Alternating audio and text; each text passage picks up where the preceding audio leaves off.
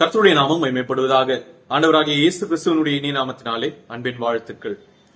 இன்றைக்கு காலை வேளை தியானத்திற்காக நாம் தெரிந்து கொண்ட வேதாகம பகுதி நீதிமொழிகளினுடைய புத்தகம் 29வது அதிகாரம் அதனுடைய 25வது வசனம். நான் வாசிக்கிறேன்.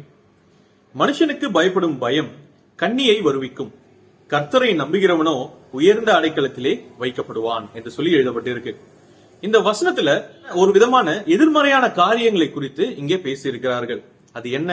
முதலாவதாக மனுஷனுக்கு பயப்படும் பயத்தை குறித்து ஒரு பக்கம், அதற்கு எதிர்மறையாக கர்த்தரை நம்புகிற காரியத்தை குறித்து பேசியிருக்கிறாங்க.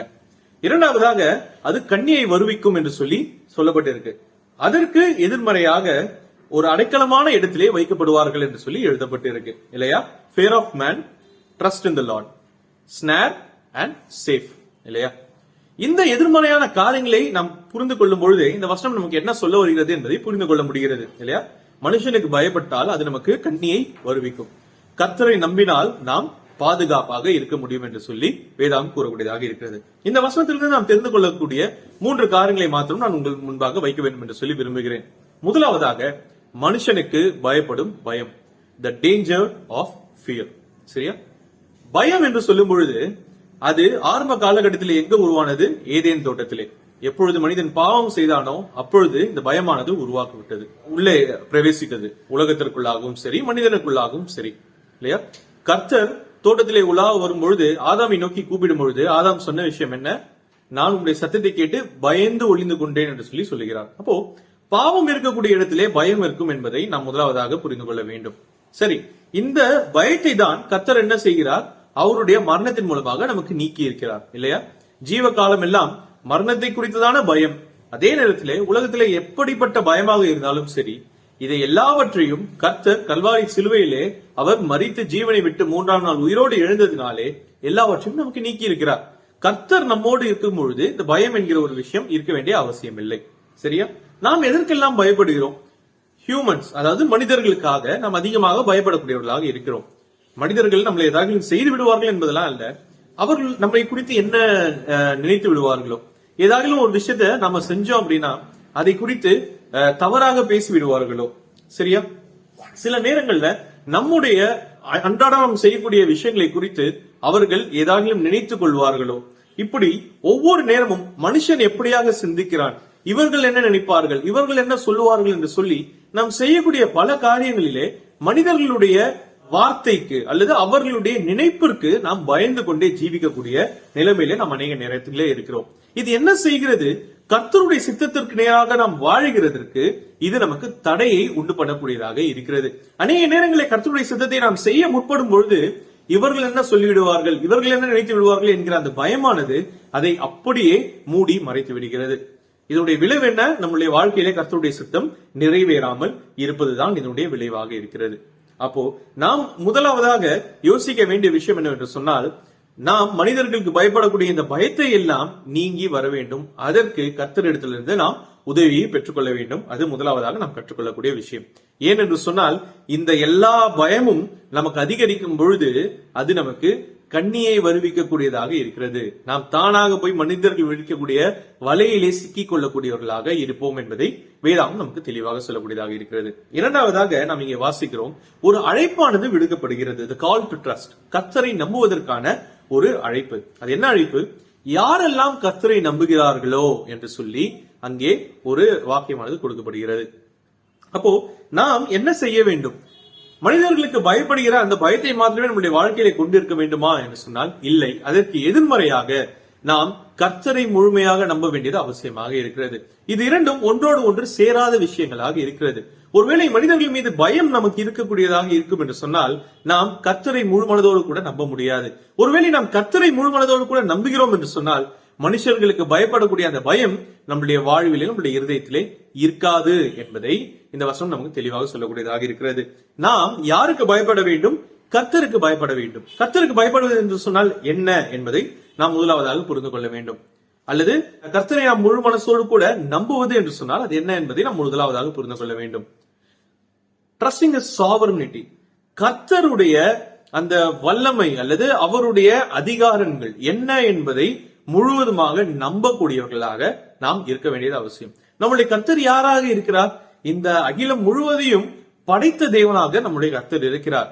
நாம் இந்த உலகத்திலே பார்க்கிற, உலகத்தை தாண்டி நாம் பார்க்காத எல்லா காரியங்களையும் வார்த்தையினாலே படைத்த தேவனாக நம்முடைய கர்த்தர் இருக்கிறார். அப்படி என்று சொன்னால் அவை யாவும் நம்முடைய கர்த்தருடைய அதிகாரத்தின் கீழாக வரக்கூடியதாக இருக்கிறது. சகலத்தையும் ஆள்பவராக நம்முடைய கர்த்தர் இருக்கிறார். அதை நாம் நம்ப வேண்டும். நம்முடைய கர்த்தர் சர்வ ஞானியாக இருக்கிறார். எல்லாவற்றையும் அறிந்த தேவனாக நம்முடைய கர்த்தர் இருக்கிறார் என்பதனாலே அவருக்கு மறைவான விஷயம் ஒன்றுமில்லை. அவருடைய சிந்தனைக்கு அல்லது அவருடைய எண்ணத்திற்கு அப்பாற்பட்ட நிலைமையிலே எந்த ஒரு காரியமும் இந்த உலகத்திலே நடக்காது என்பதை அறிந்து வைத்திருக்க வேண்டியவர்களாக நாம் இருக்க வேண்டும்.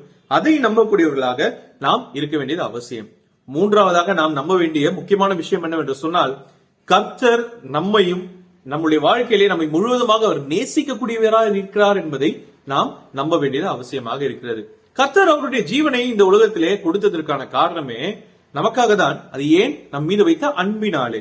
அப்போ கர்த்தர் நம்மை நேசிக்கிறார் என்பது நமக்கு இருக்கக்கூடிய மிக பெரிதான ட்ரஸ்ட், மிக பெரிதான நம்பிக்கையாக இருக்கிறது. அந்த நம்பிக்கை நம்மளுடைய வாழ்க்கையை விட்டு ஒருபோதும் போகக்கூடாது. அநேக நேரங்களிலே நமக்கு சூழ்நிலைகள் கடினமாகும் பொழுதெல்லாம் நம்ம யோசிக்கிறது என்ன?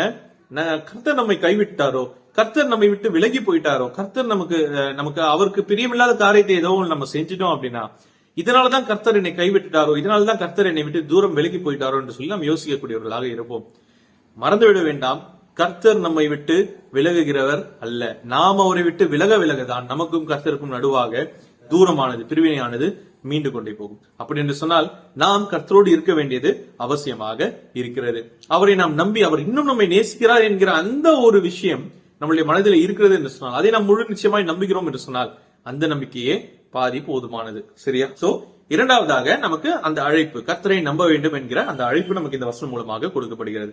மூன்றாவதாக ஒரு அஷூரன்ஸ், ஒரு நிச்சயமானது நமக்கு கொடுக்கப்படுகிறது. அது என்ன? எதற்கான அஷூரன்ஸ், எதற்கான நிச்சயம் என்று சொன்னால், நாம் பாதுகாப்பாக இருப்போம் என்கிற நிச்சயம், நமக்கான ஒரு அடைக்கலம் கிடைக்கும் என்கிற ஒரு நிச்சயம். உயர்ந்த அடைக்கலத்திலே அவன் வைக்கப்படுவான் என்கிற அந்த ஒரு நிச்சயம் நமக்கு கொடுக்கப்படுகிறது. சரியா? கர்த்தரை நம்பும் பொழுது நமக்கு முதலாவதாக கிடைக்கக்கூடிய காரியம் என்ன? தேவனுடைய சமாதானம் முற்றிலுமாய் நம்ம ஆண்டு கொள்ளக்கூடியதாக இருக்கிறது. அப்போ கர்த்தரை நாம் நம்பும் பொழுது நம்முடைய இருதயத்திலே சமாதானமும் சந்தோஷமும் நிறைந்திருக்கும். அது இருந்தாலே நாம் கர்த்தருக்குள்ளாக, கர்த்தருடைய கரங்களுக்குள்ளாக நாம் பாதுகாப்பாக இருக்கிறோம் என்பதை அது நமக்கு நிச்சயித்து கொடுக்கும். சரியா? அந்த ஒரு நிச்சயம் நம்மளுடைய மனசிலே இருக்கக்கூடியதாக இருக்கும். எதிலிருந்து பாதுகாப்பு? வெறும் நாம் சென்று வரக்கூடிய அந்த வாகனத்துல போயிட்டு வரும்பொழுது, வண்டியில போயிட்டு வரும்பொழுது இருக்கக்கூடிய அந்த சேஃப்டி, அந்த பாதுகாப்பை மாத்திரம் குறிக்கிறதா? அல்லது நமக்கு எந்த ஒரு ஆபத்தும் நேரிடாதபடிக்கு இருக்கக்கூடிய ஆபத்தை மாத்திரம் குறிக்கிறதா? அந்த பாதுகாப்பை குறிக்கிறதா?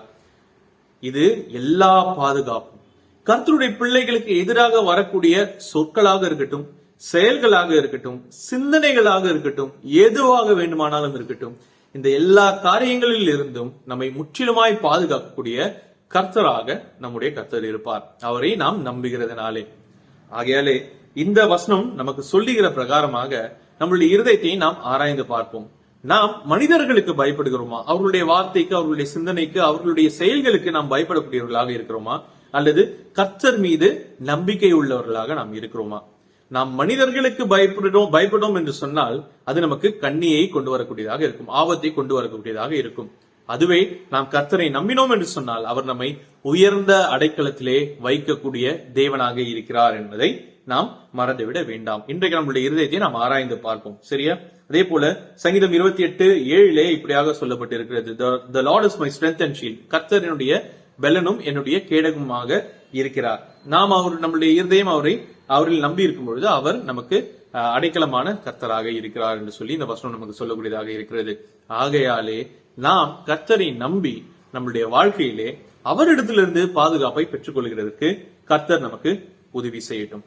மனுஷனுக்கு பயப்படும் பயம் கண்ணியை வருவிக்கும், கர்த்தரை நம்புகிறவனோ உயர்ந்த அடைக்கலத்திலே வைக்கப்படுவான். கர்த்தருடைய நாமம் மாத்திரமே மகிமைப்படுவதாக. ஆமென்.